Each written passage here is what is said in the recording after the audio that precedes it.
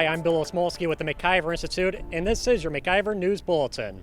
One of Governor Ever's top issues is climate change. He wants to eliminate all fossil fuel use in Wisconsin over the next 30 years.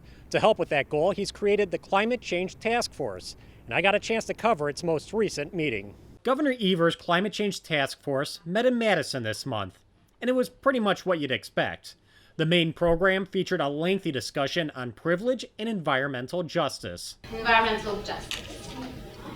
Right? It is intended to be the antidote or the response to environmental racism. Meanwhile, outside the meeting room, a climate scientist was told what's what by a group of costumed activists. And the other thing you didn't mention was global dimming.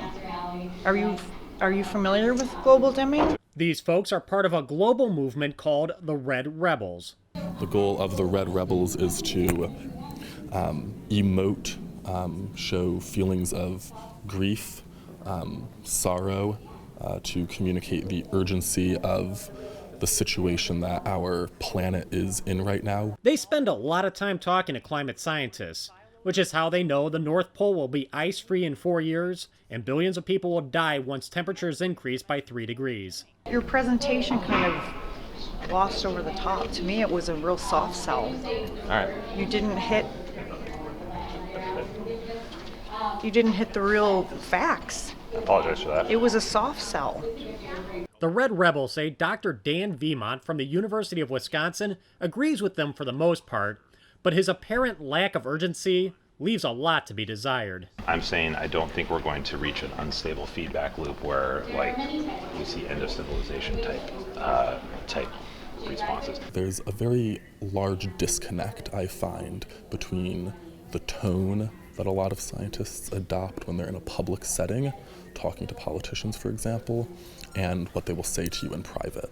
The rebels say if humanity has any chance for survival, we need to immediately and completely tear down our society and build it around collectivism. We should be living in smaller, more community-oriented dwellings. We should be driving less. Our food system needs to be more locally oriented. We need to replace cars and planes with public transport. This in addition to huge investments in clean energy. The Red Rebels say this goal lines up well with the concept of environmental justice, but it turns out all this is a pretty tough sell. Facts don't change people's behavior. I wish they did, right? Don't we all? Often what we actually find is that facts that bump up against our personal sense of self and our opinions tend to make us dig our heels in even more. Which does explain a lot, and the Evers administration is committed to getting Wisconsin on board with this agenda. One of the reasons why climate change is so difficult to debate honestly is that outrageous claims are oftentimes confused with fact. For example, one young woman at that meeting claimed climate change is the top reason people from Honduras want to come to the United States. I'm here as an immigrant, and I can tell you that living in a developing country, this is the prevailing theme.